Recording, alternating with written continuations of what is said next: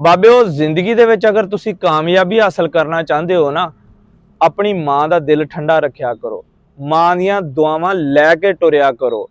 ਯਕੀਨ ਕਰੋ ਜ਼ਿੰਦਗੀ ਦੇ ਵਿੱਚ ਨਾ ਕੋਈ ਐਸਾ ਨੈਟਵਰਕ ਬਣਿਆ, ਨਾ ਕੋਈ ਐਸਾ ਨੈਟਵਰਕ ਬਣਨਾ ਜਿਹਦੀ ਸਪੀਡ ਮਾਵਾਂ ਦੀਆਂ ਦੁਆਵਾਂ ਤੋਂ ਤੇਜ਼ ਹੋਵੇ। ਇਧਰੋਂ ਮਾਂ ਹੱਥ ਚੁੱਕਦੀ ਆ, ਉਧਰੋਂ ਅੱਲਾਹ ਤਾਲਾ ਕਬੂਲ ਕਰ ਲੈਂਦਾ ਆ। ਤੁਹਾਡੇ ਮੁਖਾਲਫ ਪੂਰੀ ਦੁਨੀਆ ਹੋਏ, ਤੁਸੀਂ ਇਕੱਲੇ ਹੋਵੋ, ਲੇਕਿਨ ਤੁਹਾਡੀ ਮਾਂ ਦੀ ਦੁਆ ਤੁਹਾਡੇ ਨਾਲ ਹੋਵੇ ਨਾ, ਤੁਹਾਡੀ ਕੋਈ ਕੰਡ ਨਹੀਂ ਲਾ ਸਕਦਾ ਹੈਗਾ।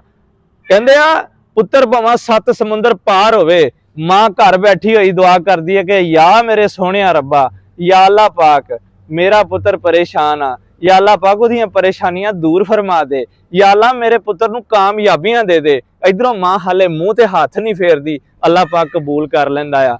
ਤੇ ਮੇਰੇ ਬੱਬਰ ਸ਼ੇਰੋ, ਕਦੀ ਮਾਵਾਂ ਦਾ ਦਿਲ ਨਾ ਦਿਖਾਇਓ। ਜ਼ਿੰਦਗੀ ਦੇ ਵਿੱਚ ਅਗਰ ਤੁਸੀਂ ਸਕੂਨ ਚਾਹੁੰਦੇ ਹੋ, ਜ਼ਿੰਦਗੀ ਦੇ ਵਿੱਚ ਤੁਸੀਂ ਕਾਮਯਾਬੀ ਚਾਹੁੰਦੇ ਹੋ, ਤੇ ਮਾਵਾਂ ਦੀ ਕਦਰ ਕਰ ਲਓ, ਆਪਣੇ ਪਿਓ ਦਾ ਦਿਲ ਠੰਡਾ ਰੱਖੋ, ਮਾਂ ਬਾਪ ਦੀ ਇੱਜ਼ਤ ਕਰੋ, ਦੁਨੀਆ ਤੁਹਾਡੀ ਇੱਜ਼ਤ ਕਰੇਗੀ।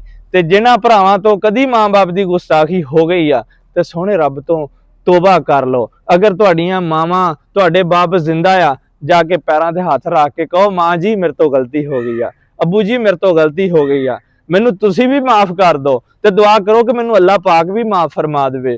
ਤੇ ਜੇ ਅਗਰ ਤੁਹਾਡੇ ਮਾਂ-ਬਾਪ ਦੁਨੀਆ ਤੋਂ ਚਲੇ ਗਏ ਆ, ਕਦੀ ਤੁਹਾਡੇ ਕੋਲ ਗੁਸਤਾਖੀ ਹੋਈ ਆ, ਤੇ ਅੱਲਾਹ ਤਾਲਾ ਤੋਂ ਹੱਥ ਜੋੜ ਕੇ ਮਾਫੀ ਮੰਗੋ। ਔਰ ਜਿਹੜੇ ਉਹਨਾਂ ਦੇ ਭੈਣ ਭਰਾ ਆ, ਜਿਹੜੇ ਉਹਨਾਂ ਦੇ ਉਮਰ ਦੇ ਆ, ਉਹਨਾਂ ਦੀ ਕਦਰ ਕਰੋ, ਉਹਨਾਂ ਨੂੰ ਕਹੋ ਕਿ ਮੇਰੇ ਵਾਸਤੇ ਦੁਆ ਕਰੋ ਕਿ ਅੱਲਾਹ ਪਾਕ ਮੈਨੂੰ ਮਾਫ ਫਰਮਾ ਦੇਵੇ।